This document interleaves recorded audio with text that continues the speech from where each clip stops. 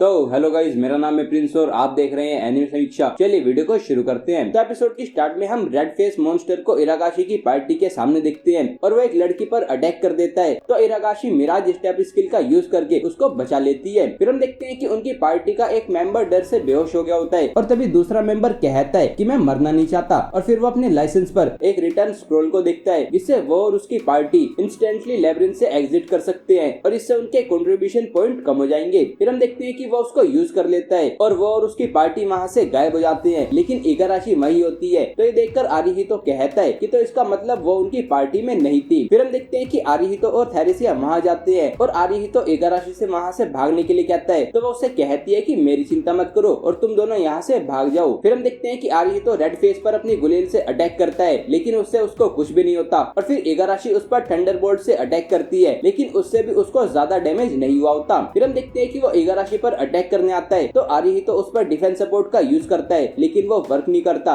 और red face इगाराशी पर attack करके उसको दूर गिरा देता है। फिर वो आरिहितो पर अटैक करने आता है, तो थेरेसिया बीच में आ जाती है, लेकिन आरिहितो डिफेंस सपोर्ट स्किल का यूज करके उसको बचा लेता है। और फिर हमें पता चलता है कि डिफेंस सपोर्ट स्किल सिर्फ पार्टी मेंबर्स पर ही वर्क करती है। फिर हम देखते हैं कि इगाराशी आरिहितो से वहाँ से भागने के लिए कहती है और कहती है कि माफ करना, मैं तुम्हारे ज्यादा काम नहीं आ पाई। फिर आरिहितो सोचता है कि मेरे डिफेंस सपोर्ट के एक्टिव होने पर मैंने रियलाइज किया कि मेरी स्किल्स उसके अटैक्स को पूरी तरह से ब्लॉक कर सकती है। फिर हम देखते हैं कि आरिहितो को अटैक सपोर्ट स्किल मिल गई होती है और फिर हम देखते हैं कि रेड फेस इगाराशी पर अटैक करने जाता है, तो आरिहितो उस पर अटैक करता है जिससे उसको कुछ भी नहीं होता। तो वो मन में सोचता है कि अगर मेरे अटैक से उसे कुछ नहीं होता तो भी मेरे अटैक सपोर्ट से एनहेंस्ड थेरेसिया के अटैक्स उसको खत्म कर सकते हैं। तभी हम देखते हैं कि वो थेरेसिया पर अटैक सपोर्ट का यूज करता है और फिर वो जाकर रेड फेस पर अटैक करती है और उसको एक किक मारकर दूर गिरा देती है और इससे वो खत्म हो जाता है। फिर हम देखते हैं कि आरिहितो थेरेसिया से रिबोल्ट की पार्टी को वहां लाने के लिए कहता है, तो वो हाँ का इशारा करती है और तभी हम उसमें कुछ लाइट देखते हैं। फिर आरिहितो देखता है कि उसका लेवल अप हो गया होता है और उसको स्किल पॉइंट्स भी मिले होते हैं, जिससे अब वो रिकवरी सपोर्ट स्किल ले सकता है। फिर आरिहितो जाकर इगाराशी से कहता है कि हेल्प आ रही है, लेकिन मैं तुम्हें फर्स्ट एड दे सकता हूँ, तो क्या तुम मेरी पार्टी को ज्वाइन करोगी? तो वो उससे कहती है कि अगर तुमने कुछ भी फनी करने का ट्राई किया तो मैं तुम्हें छोड़ूंगी नहीं, यानी कि वो मान गई होती है। और फिर हम देखते हैं कि इससे उसकी एचपी बढ़ने लगती है। फिर आरिहितो जाकर रेड फेस की बॉडी को अपने लाइसेंस में डाल लेता है और फिर रिवोल्ट की पार्टी वहाँ आकर इगाराशी को हीलर के पास ले जा रही होती है। फिर हम देखते हैं कि वहाँ पर एलिशा और सुजुना भी आ जाती है और वो आरिहितो से पूछते हैं कि यहाँ पर क्या चल रहा है। तो वो उन्हें बताता है कि यहाँ पर एक नेम्ड मॉन्स्टर आ गया था, लेकिन हमने उससे डील कर लिया। ये सुनकर एलिशा कहती है कि रेड फेस तो लेवल 3 की पार्टी को भी हरा सकते हैं, तो तुमने उसे कैसे हराया?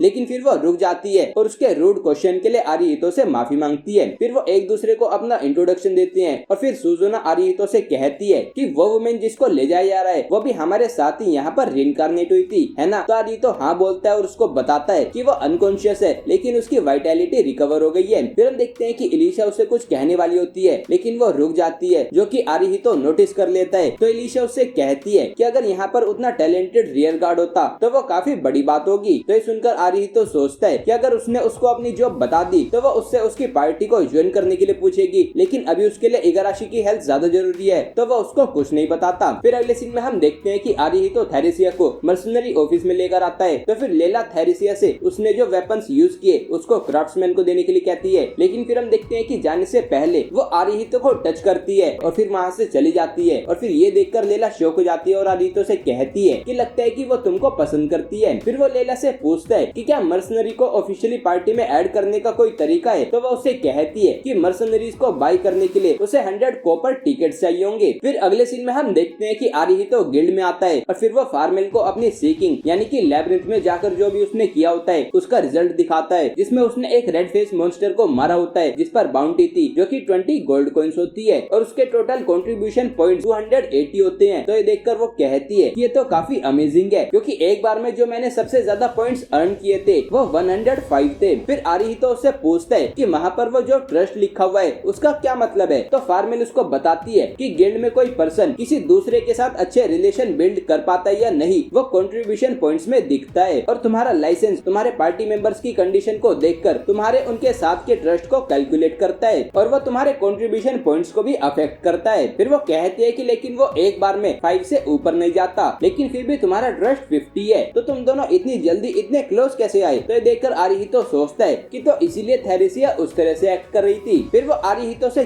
कहती है कि डेमी ह्यूमंस के साथ ट्रस्ट ज्यादा ऊपर नहीं जाता, लेकिन तुम, फिर वो कहती है कि इससे तुम्हारी न्यू और अननोन जॉब वर्ल्ड की सबसे पावरफुल रियर गार्ड जॉब बन सकती है। फिर हम देखते हैं कि वो फार्मेल से ये सब कुछ किसी को भी ना बताने के लिए कहता है और फिर फार्मेल उसको बताती है कि उसकी करंट ओवरऑल रैंक 1,37,529 है और जहाँ पर वो है यानी कि डिस्ट्रिक्ट 8 में, वहाँ पर उसकी रैंक 1124 है जो कि डिस्ट्रिक्ट 8 के टॉप हाफ में आता है। तो इससे डिस्ट्रिक्ट 8 में एक बिल्डिंग में उसको रहने के लिए एक फ्लैट मिल जाता है। फिर फार्मेल आरिहितो को बताती है कि इगाराशी इमरजेंसी रूम में है और वो उठ चुकी है। तो फिर अगले सीन में हम देखते हैं कि आरिहितो इगाराशी के पास जाता है और फिर इगाराशी उसे बचाने के लिए आरिहितो को थैंक यू बोलती है और कहती है कि जब लोगों को पता लगा होगा कि तुमने एक नेम्ड मॉन्स्टर को हराया है तो काफी सारी हाई रैंक पार्टीज तुम्हारे लिए फाइट कर रही होंगी, लेकिन दूसरी तरफ मैं हूँ, मुझे सपोर्टर्स द्वारा बचाया जाना पड़ा और 0 कंट्रीब्यूशन पॉइंट्स मिले। वो कहती है कि मैंने एक कूल दिखने वाली जॉब ली और सोचा कि मैं अकेले भी मैनेज कर लूंगी, लेकिन मैं नहीं कर सकी। फिर आरिहितो उससे कहता है कि जब तुम मुझे डेंजर में देखकर भागी नहीं तो तुम काफी कूल लग रही थी। फिर वो उससे ऑफिशियली उसकी पार्टी को ज्वाइन करने के लिए पूछता है। तो हम देखते हैं कि इगाराशी मान जाती है और आरिहितो उसको चीफ बुला रहा होता है तो वो उससे उसको चीफ ना बुलाने के लिए कहती है। तो फिर हम देखते हैं कि वो उसको इगाराशी बुलाने लगता है। फिर अगले सीन में हम उन दोनों को एक साथ कहीं जाते हुए देखते हैं और आरिहितो ने इगाराशी को उसके घर में रहने के लिए बोला होता है जो कि वो मान लेती है। और फिर हम देखते हैं कि वो एक स्टोर में जाते हैं और वहाँ पर शॉपिंग करने लगते हैं और इगाराशी एक ड्रेस पसंद करती है। तो आरिहितो उससे पूछता है कि क्या तुम ऐसे कपड़े भी पहनती हो, मैंने तो तुम्हें सिर्फ सूट में देखा है। तो वो कहती है कि क्योंकि हम कभी बाहर नहीं मिले। वो उसे बताती है कि मुझे हमेशा घर पर रहना पड़ता था। वो कहती है कि उस समय मेरी लाइफ में मेरे लिए सब कुछ मेरे पेरेंट्स डिसाइड करते थे। वो कहती है कि उसके बाद मुझे डैड के एक क्लाइंट से मैरिज का ऑफर आया और तब मैंने रियलाइज किया कि मैं ऐसे नहीं जी सकती और फिर मैं अपने खुद का करियर बनाने निकल गई। फिर हम उन्हें एक रेस्टोरेंट में खाना खाते हुए देखते हैं और फिर इगाराशी आरिहितो से कहती है कि उस समय मैं तुमसे काफी सारे अनरीजनेबल काम कराती थी और फिर वो उसके लिए उसको सॉरी बोलती है। तो आरिहितो उसे कहता है कि ऐसा कुछ नहीं है और मन में सोचता है कि शायद वो सिर्फ अपने तरीके से अपनी लाइफ को प्रोटेक्ट करना चाहती थी। फिर वो खाना खाने लगते हैं और तभी आरिहितो दो आदमियों को बातें करते हुए सुनता है और वो कहते हैं कि डेथ सोर्ड डिस्ट्रिक्ट 8 में वापस आ गई है और वो आपस में बोलते हैं कि वो इलिशिया होती है। फिर एक आदमी कहता है कि वो नाइट ब्रिगेड को छोड़कर यहाँ पर भाग कर आ गई। तभी दूसरा आदमी कहता है कि क्या ये हमारे लिए अपॉर्चुनिटी नहीं है, लेकिन तभी वो पहले वाला आदमी उसको रोक देता है और कहता है कि हम ये बात बाद में करेंगे। फिर अगले सीन में हम आरिहितो और इगाराशी को उनके रूम में देखते हैं और उन्होंने उन दोनों के बेड्स के बीच में पर्दे लगा दिए होते हैं और फिर वो दोनों सोने के लिए लेट जाते हैं। लेकिन फिर कुछ समय बाद इगाराशी आरिहितो के पास आती है और उसे कहती है कि मैं चाहती हूँ कि तुम मेरी तरफ अपनी बैक करके सो, क्योंकि जब तुम मेरी तरफ देख रहे होते हो तो मैं नोटिस करे बिना नहीं रह पाती। तभी हम देखते हैं कि वो अपना लाइसेंस चेक करता है और देखता है कि उसकी रिकवरी सपोर्ट स्किल एक्टिवेट होती है और उसी की वजह से इगाराशी को प्रॉब्लम हो रही होती है। फिर हम देखते हैं कि आरिहितो लिविंग रूम में सोने के लिए चले जाता है और फिर हम अगले दिन का सीन देखते हैं और हम आरिहितो इगाराशी और थेरेसिया को साथ में देखते हैं और इगाराशी थेरेसिया को अपना इंट्रोडक्शन देती है, लेकिन वो उसको कोई रिप्लाई नहीं देती। तो आरिहितो इगाराशी से इस सब की चिंता ना करने के लिए कहता है। फिर वो एक ब्लैक स्मिथ की शॉप में चले जाते हैं और फिर अगले सीन में हम उनको लैब्रिंथ में देखते हैं और हम देखते हैं कि थेरेसिया के पास अब एक रेड बकलर होता है जो कि फायर डैमेज को कम करता है और फिर हम देखते हैं कि इगाराशी के पास एक रेड स्कार्फ होता है जो कि फायर डैमेज को कम करता है और फिर हम देखते हैं कि आरिहितो की गुलेल यानी कि स्लिंग शॉट अब ब्लेज शॉट बन गई होती है जिससे फायर डैमेज भी होता है। फिर अगले सीन में हम देखते हैं कि एक कॉटन बॉल इगाराशी पर अटैक करने आता है तो आरिहितो डिफेंस सपोर्ट से उसको प्रोटेक्ट कर लेता है और फिर इगाराशी उस कॉटन बॉल पर अटैक करके उसको खत्म कर देती है। फिर हम देखते हैं कि उनके सामने कुछ बी मॉन्स्टर आ जाते हैं तो आरिहितो उन दोनों का डिफेंस बूस्ट कर देता है और फिर वो तीनों मिलकर उन बी मॉन्स्टर्स को भी मार देते हैं। फिर हम देखते हैं कि वो एक गेट के पास आ जाते हैं जिसके थ्रू वो सेकंड फ्लोर पर जा सकते हैं और फिर आरिहितो सोचता है कि रूमर्स हैं कि सेकंड फ्लोर पर एक नेम्ड मॉन्स्टर आ रहा है जो कि लेवल 3 और 4 की पार्टीज को खत्म कर रहा है और वो अभी लेवल 2 होते हैं। तो फिर वो उन दोनों से वापस चलने के लिए कहता है, लेकिन तभी वो किसी के चिल्लाने की आवाज सुनते हैं तो वो अंदर चले जाते हैं और फिर वहाँ पर वो देखते हैं कि एलिशिया और सुजना के सामने एक काफी बड़ा मॉन्स्टर फैंग्ड ऑर्क होता है। फिर एलिशिया जाकर उस ऑर्क पर फ्लैश रीपर स्किल का यूज करती है, लेकिन तभी कुछ बी मॉन्स्टर सुजना की तरफ बढ़ रहे होते हैं तो आरिहितो एक बी पर अपनी गुलेल से अटैक करता है, लेकिन वो काफी नहीं होता और फिर तभी थेरेसिया उस बी पर अटैक करके उसको मार देती है। फिर हम देखते हैं कि इगाराशी थंडरबोल्ट से अटैक करके दूसरी बी को भी मार देती है और फिर आरिहितो सुजना से पूछता है कि क्या तुम ठीक हो, तो वो कहती है कि हाँ मैं ठीक हूँ, लेकिन मैं एलिशिया को होल्ड बैक कर रही हूँ। एलिशिया कहती है कि ऐसा कुछ नहीं है, तुम यहाँ तक आई और तुमने भी कॉटन बॉल्स को हराया है। आरिहितो एलिशिया से कहता है कि सुजना और अच्छे से लेवल अप कर पाए इसलिए तुमने अपनी पार्टी को तोड़ दिया और एनिमीज को अपनी तरफ लाया ताकि फाइनल अटैक सुजना करे। तो फिर एलिशिया हाँ हाँ बोलती है और फिर आरिहितो कहता है कि लेकिन वो बेस सुजुना पर भी अटैक कर रही थी, तो क्या दूसरे मॉन्स्टर से फाइट करना ज्यादा सेफ नहीं रहेगा? तो एलिशा कहती है कि हमारे पास टाइम नहीं है, मैं सुजुना को अपने जितना स्ट्रॉन्ग बनाकर वहाँ पर वापस जाना चाहती हूँ। आरिहितो कहता है कि अगर मैं गलत नहीं हूँ तो तुम व्हाइट नाइट ब्रिगेड की बात कर रही हो, है ना? तो हम देखते हैं कि ये सुनकर वो शॉक हो जाती है और फिर एपिसोड यहीं पर एंड हो जाता है। तो गाइस ये था एपिसोड 2